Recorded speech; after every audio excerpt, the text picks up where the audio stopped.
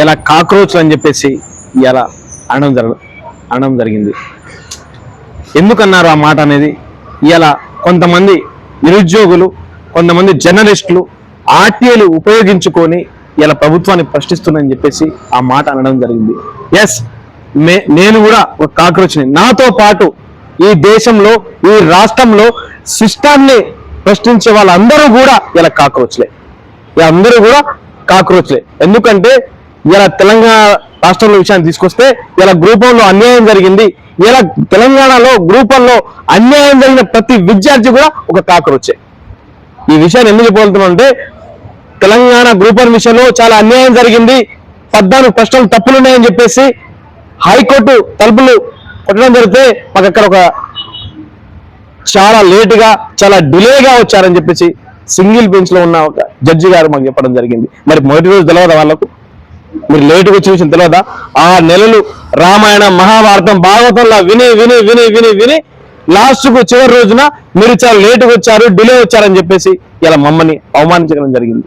అదే విధంగా ఇలా సామాజిక న్యాయంలో, సామాజిక కోణంలో జియో 29 వలన ఎస్సీ, ఎస్టీ, బీసీలకు అన్యాయం జరిగింది. పక్క రాష్ట్రాల్లో అన్ని యూపీఎస్సీ కానీ అదేవిధంగా అన్ని పబ్లిక్ సర్వీస్ కమిషన్లు కూడా సామాజిక కోణం, సామాజిక న్యాయం పాటిస్తుంది. ప్రిలిమ్ స్టేజ్లో అంటే మన రాష్ట్రంలో జరగట్లేదు అలా అని ప్రశ్నిస్తుంటే మా మీద ఎవరైతే రోడ్ల మీద ధర్నాలు చేస్తున్నారో, ఇలా ప్రభుత్వాన్ని ప్రశ్నిస్తున్నారో, ఇలా మమ్మల్ని కూడా ఇలా కేసులు పెట్టే ప్రయత్నం చేస్తున్నారు. ఆ జడ్జి గారు కూడా, డబుల్ బెంచ్ లో ఉన్న జడ్జి గారు కూడా రామాయణం, మహాభారతంలా విని విని విని విని మీరు డిలే వచ్చారు, లేట్ కామరని చెప్పేసి ఇవాళ ఆయన పదవి కోసం, ఆయన ఎక్కడో బదిలీ కావాల్సిన ఆయన అక్కడ సీజేగా ఉండాలని చెప్పేసి డబుల్ బెంచ్ లో ఉన్న ఆయన పక్క రాష్ట్రానికి వెళ్ళి ఇలా చీఫ్ జస్టిస్ గా ఉన్నారు. ఇలా మా కేసును అడ్డు పెట్టుకుని. అదే విధంగా ఇలా గ్రూప్ 1 జడ్జిమెంట్ రేపు వస్తుందనగా ఇలా నైట్, ఇలా సాయంత్రం కూడా మన ముఖ్యమంత్రి గారు రేవంత్ రెడ్డి గారు ఇలా మన చీఫ్ జస్టిస్ కావడం జరుగుతుంది. మరి దీన్ని ఎట్లా చూడాలి? ఇలా రాష్ట్రంలో నిరుద్యోగుల సంఖ్య పెరిగిపోతుందంటే మీ విధి విధానాలు సక్రమంగా లేకనే, మీరు పేపర్లు లీక్ చేయడం వల్లనే. మీ విధి విధానాలు సక్రమంగా ఉంటే ఇలా నిరుద్యోగులు అందరూ కాక్రోచ్గా ఉండాల్సిన అవసరం లేకపోయేది. కానీ మీ విధి విధానాలు ఫెయిల్ అవుతున్నాయి కాబట్టి ఇలా ప్రతి విద్యార్థి, ప్రతి యువత కూడా, జంజాడి తరహా కూడా విద్యార్థి కూడా ఇలా కాక్రోచ్ లా మారిపోతున్నారు. ఎస్, మేమందరం కూడా కాక్రోచ్లమే. కాక్రోచ్ ఒక ప్రత్యేకమైన విలక్షణ గుణం ఉంటుంది. చీకటిలో కూడా సంచరించగలదు, తిరగగలదు. మేము కూడా ఈ ప్రభుత్వాలు, రాష్ట్ర విధానాలు, కేంద్ర ప్రభుత్వాలు చీకటి కోణాలను బయట తీసుకొచ్చే ఉద్దేశంతో ఇలా కాక్రోచ్ గా మేము మారిపోతున్నాం. ఇలా కాక్రోచ్ జనతా పార్టీ సిద్ధాంతాలు ఇలా యువతను ఆకట్టుకుంటున్నాయి, అట్రాక్షన్ చేస్తున్నాయి. ఇలా కాబట్టి ఇలా అందరూ కూడా దాని గురించి సెర్చ్ చేస్తున్నారు, మాట్లాడుతున్నారు. వాళ్ళ యొక్క విధి విధానాలు నచ్చుతున్నాయి కాబట్టి నిన్నటి నుంచి ఇలా దాదాపుగా 13 మిలియన్స్, 13 మిలియన్స్ అంటే 1,30,00,000 మంది ఒక్క నైట్ లోనే వచ్చారంటే విధి విధానాలు ఎంత బాగుంటే వస్తారు? మరి ఎంత అన్యాయం జరుగుతుంటారు?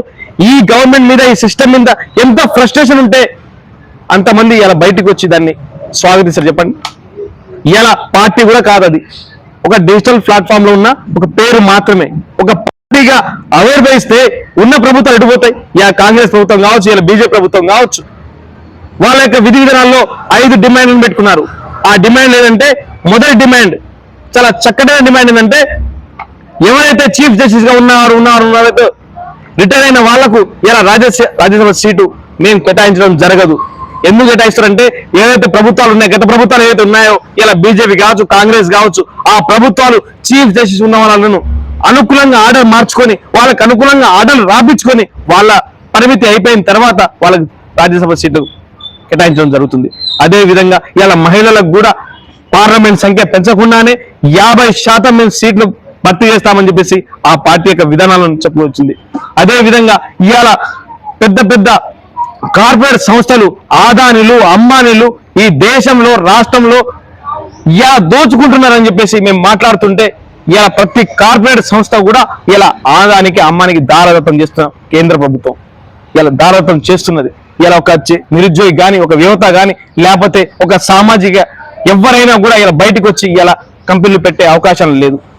అదే విధంగా ఇవాళ ఎవరైనా సరే పార్టీ మారితే వాళ్ళకి 20 ఏళ్ళు బహిష్కరణ చేస్తామని చెప్పేసి ఆ యొక్క నిదానం ఏదైతుందో అది కూడా బాగా నచ్చుతున్నది. అదేవిధంగా దాంతో పాటు ఎవరైతే ఎలక్షన్ కమిషనర్ సరళను తీసుకొచ్చి ఇలా అన్ని పత్రాలు సక్రమంగా ఉన్నా, అన్ని విధానాలు సక్రమంగా ఉన్నా, కావాలని అన్యాయంగా ఇలా ఓటు తీసేస్తే ఇలా ఈసీని కూడా కృపా కింద ఇలా చట్టం తీసుకొచ్చి వాళ్ళని శిక్షించే ప్రయత్నం చేస్తున్నారు. ఇవన్నీ విధి విధానాలు నచ్చే ఇలా కాంగ్రెస్ జనతా పార్టీకి ఆదరణ పెరుగుతుంది. ఈ ప్రభుత్వాల మీద ఫ్రస్ట్రేషన్ బాగా అయిపోయింది. మీరు చూస్తూనే ఉన్నారు, జంజీ తరహాలో పక్క రాష్ట్రంలో టీవీకి ప్రభుత్వం ఎట్టా ఏర్పడిందో, రాబోయే రోజుల్లో కనుక కాంగ్రెస్ జనతా పార్టీ తెలంగాణ స్థాపితం అయితే, ఒకవేళ స్టార్ట్ అయితే ఇలా నిరుద్యోగులందరూ కూడా, యువత అందరూ కూడా ఇలా పట్టం కట్టే ప్రయత్నాలు జరుగుతాయి. కాబట్టి ఈ ప్రభుత్వాల మీద అసహనంతోనే ఈ కాంగ్రెస్ పార్టీకి ఆదరణ పెరుగుతుందని నా ఉద్దేశం.